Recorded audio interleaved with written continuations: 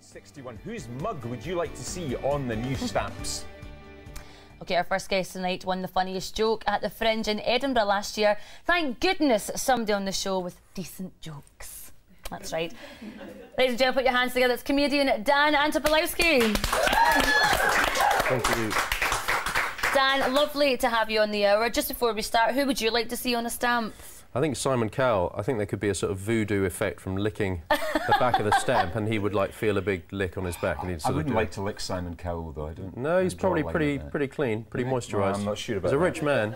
Yeah. He looks. I mean, I've met him. He like smells fruits. clean. He's Yeah, definitely clean. he's a fruit-scented man. Yeah. Probably Or I miss beads my and guess. ass's milk and things. Yeah, I like would that. imagine so. Yeah. So listen, you're just back from the Altitude Festival. That's right. In the Just Alps. flew back in just now. Tell us all about that. It sounds fun. It's great fun. It's a festival in the ski resort of Meribel, and it was founded 3 years ago by stand-ups Andrew Maxwell and Marcus Brigstock, and it's sort of small and with great acts and music acts, and it's great. And you sort of go out and do snowboarding in the day and do a gig in the evening and get pissed, and it's a lot of fun. It's Lots really of good, jokes about snow.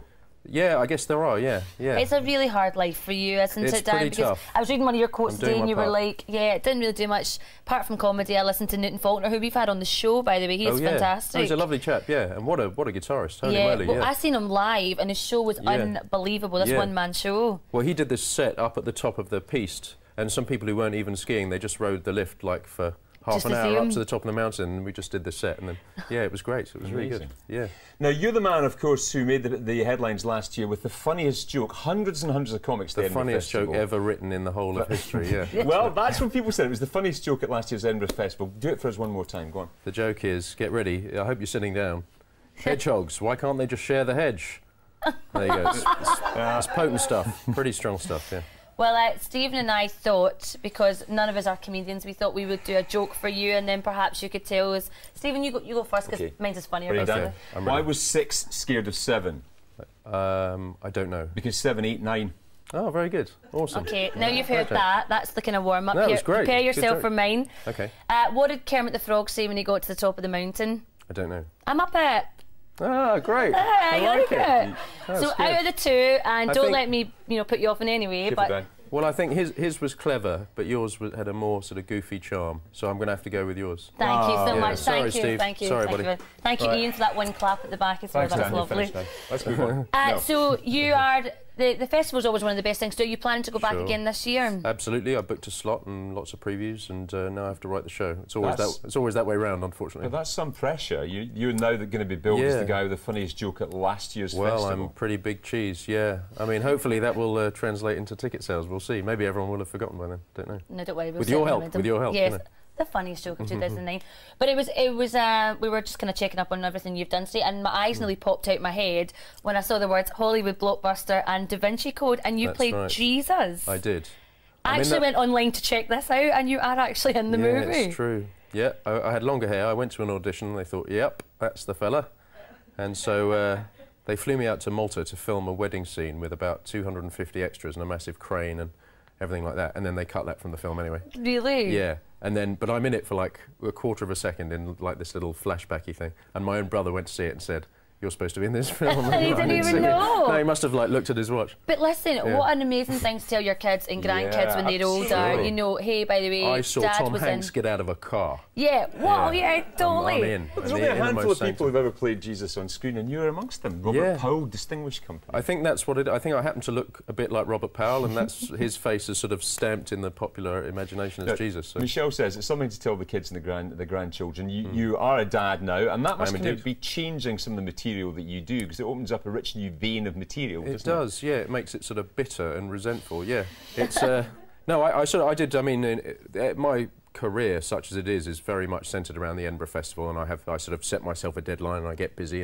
and that's always been important to me. And then I had 3 years off, sort of having kids, and it all got kind of blown away. And now I'm kind of getting back on the road and finding this new sort of balanced way to do comedy and be a family man. But I mean, how do people react to your comedy now you've got kids? Because you've instantly got a rapport with the audience, because we've all either been children or we've got children. Yeah. So that must be quite useful. It is. And my approach to stand-up has always been, I'm not like, I'm a, weirdo, And so it's quite nice to sort of still have that vibe, but talk about subjects that resonate with people, because it's the biggest club in the world.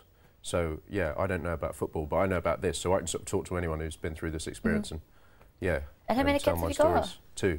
2. You're Yeah. quite young. Quite young, fairly young. Fairly young, Youngish. so they haven't seen you in action yet. No, it's not for them. Yeah, I sort of.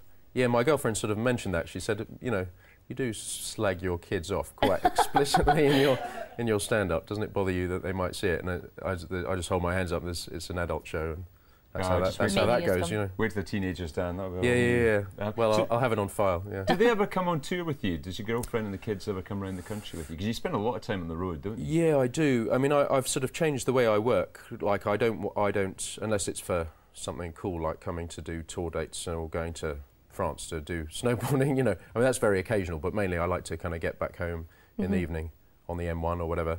And so we've changed the way we do it. But my girlfriend is also a performer. She's a poet, so she does shows in different places. So we kind of pretty much rotate it, and I think it's fair, kind of. Yeah, well, I mean, you are on tour just now. You're in Glasgow tonight. It's, that's right. Edinburgh tomorrow night and Aberdeen on Thursday. Yeah. We always can ask comedians when they come on the show, how do you find the Scottish audience? Well, I've probably performed more to Scottish people than anyone, apart from, I mean, you know, or Edinburgh people specifically in the festival. I think the statistic is that 40% of fringe audiences are local. So this is these are my people. You know, so you get a good reaction up here. After all these years, I sort of feel well, I'm pretty much an honorary Scot. You know. Best ever heckle in Scotland.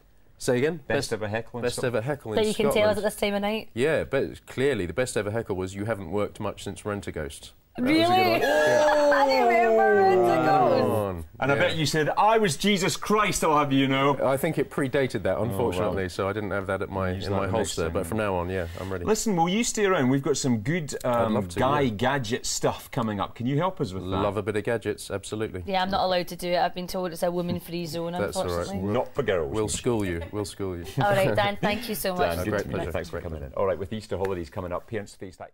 The perspective on this is really good, Dan, don't you think? I mean, it's awesome. It's awesome. Looks like a sports car in your garage. So there's other designs available on in 3D. You can have some animals, I think. Oh, look at that. It's a horse box. Yeah. Yeah, I always think it'd be really good to put it up at night, and then when your neighbours get up the next morning, completely freak them out. Look at this one, a fighter jet. Great, and all made by a Scottish company. What a really good idea. Dan, which would you like out of those 3, do you think?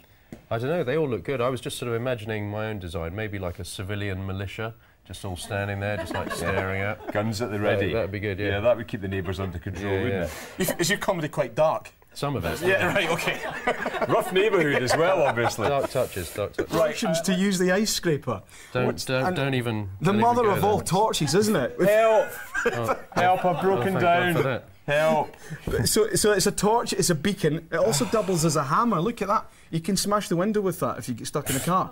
The problem is... This is a kit for criminals. It's a car braking kit. Look at this. This is a Jimmy for getting in the door. I've just nicked your car. You taser someone. There you go. Okay, so that's $22.95, the pink car kit. There you are. Most useless gadget we've ever seen from you, Colin. Thank you very much. Also available to gay men, of course. Dan, you're in Glasgow tonight. That's right.